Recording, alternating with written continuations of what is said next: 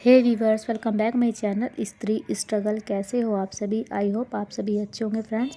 तो friends, morning का time है और यहाँ पर जो है मैं अपनी स्टडी करने के लिए बैठ गई हूँ। जैसे कि आप लोगों को पता ही है कि मैं अभी गांव में हूँ और वहीं से जो है मैं आप लोगों के साथ अपने स्टडी रूटीन जो है विलेज लाइफ आप लोगों के साथ शेयर कर रही हूँ।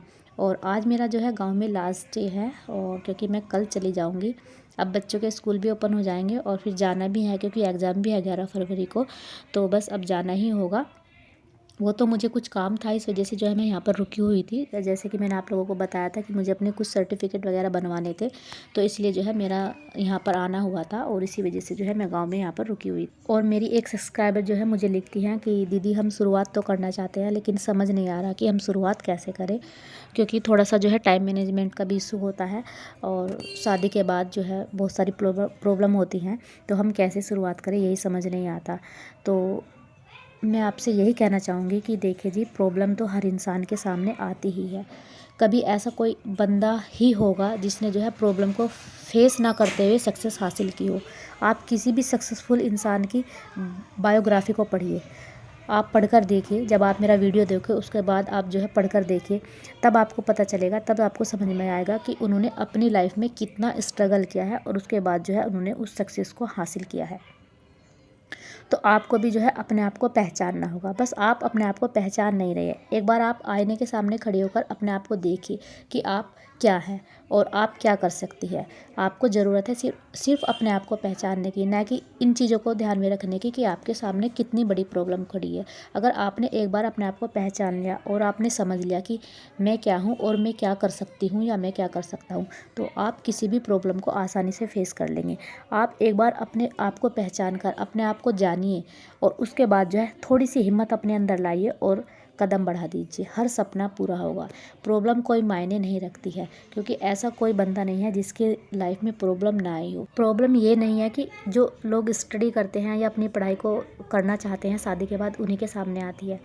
प्रॉब्लम उस हर इंसान के और उस हर बंदे के सामने आती है जो अपनी लाइफ में कुछ बड़ा करना चाहता है, बड़ा बनना चाहता है।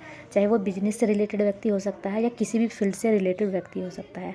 उन्होंने संघर्ष करने के बाद ही अपने आप को इतनी ऊंचाइयों तक पहुंचाया है। क्योंकि जब तक आप किसी की बायोग्राफी के बारे में नहीं पढ़ेंगे तब तक आप अपने आप को भी नहीं पहचान पाएंगे। एक बार आप किसी को ज़रूर पढ़कर देखना, तब आपको समझ आएगा कि हाँ, बिना स्ट्रगल के, बिना संघर्ष के इतनी आसानी से कामयाबी नहीं मिलती। अगर आपको कामयाब होना है तो आपको संघर्ष तो करना ही पड़ेगा। अभी मैंने एक जो स्टॉक पर पढ़ा था, दीपा भाटी मैम है, उन्होंने यूपी पीसीएस क्लियर किया है शादी के 18 साल बाद। और जब आप पढ़ेंगे और आप भी देखेंगे तो आपको समझ आएगा। उनको 3 बच्चे थे और वो कहती है कि मेरा छोटा बेटा और 2 बेटियाँ, मैं अपने बेटे को और अपने बच्चों को उतना टाइम नहीं दे पाती थी जितना मुझे देना चाहिए था। मुझे अपने आप से बहुत ज़्यादा गिल्ट महसूस होता था और उनका फिर भी जो है 2 बार में नहीं निकला था यूपी पीसीएस। और इस चीज़ की वजह से जो है उन्हें बहुत सारी प्रॉब्लम सुनना भी पड़ता था कि अब बच्चों को पढ़ाने की उम्र है, अब अपना आप पढ़ेगी। लेकिन फिर भी उन्होंने जो है दूसरों की परवाह ना करते हुए अपने आप को संभाला और पढ़ा और फिर उन्होंने यूपी पीसीएस निकाला। तो अगर आप देखोगे, पढ़ोगे, तो आपको जो है अंदर से मोटिवेशन मिलेगा। और जब आपको अंदर से मोटिवेशन मिलेगा तो आप भी अपने आप को जो है पहचान कर आगे कदम बढ़ा दोगे। कोई भी प्रॉब्लम हो, प्रॉब्लम सबकी लाइफ में आती है, ऐसा नहीं है।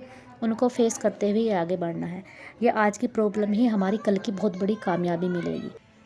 और यहाँ पर जो है मम्मी बना रही है हमारे लिए मिठाई, क्योंकि हम जाएंगे अब कल, जैसे कि मैंने आप लोगों को बताया ही था।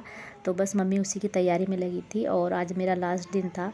और जब हम जाते हैं ना मायके से तो थोड़ा इमोशनल भी हो जाते हैं, क्योंकि मैं यहाँ पर 8 से 10 दिन रही हूँ और 8 से 10 दिन में जो है फिर इतना ज़्यादा मन लग जाता है, बहुत ज़्यादा। लेकिन जाना तो सबको होता ही है, तो थोड़ा सा ऐसा ही होता है मायके का अटैचमेंट, क्योंकि मम्मी पापा का प्यार जो वो करते हैं वो तो कोई भी नहीं कर सकता। और फिर जो है मैं यहाँ पर आ गई थी ऊपर पढ़ने के लिए। थोड़ा सा नीचे जो है डिस्टर्बेंस हो रहा था, शोर शराबा कुछ ज़्यादा था, तो फिर मैं जो है ऊपर आ गई थी पढ़ने के लिए। तो यहाँ पर जो है मैं पढ़ रही हूँ अपना जीएस वाला पोर्शन, यहाँ पर मैं कर रही थी।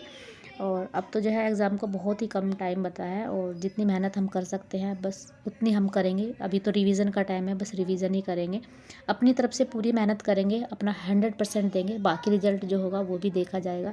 लेकिन बाद में ये हमें महसूस ना हो कि हमने जो है अगर हम कर लेते हैं, क्योंकि होता है ना कई बार जब हम थोड़ा बहुत ऊपर नीचे रह जाते हैं ना आसपास मेरिट से, तो तब जो है हमें समझ आता है। बस हमें तब ये लगता है कि हाँ, हम थोड़ी सी और कर लेते तो हम भी जो है इसे क्लियर कर जाते।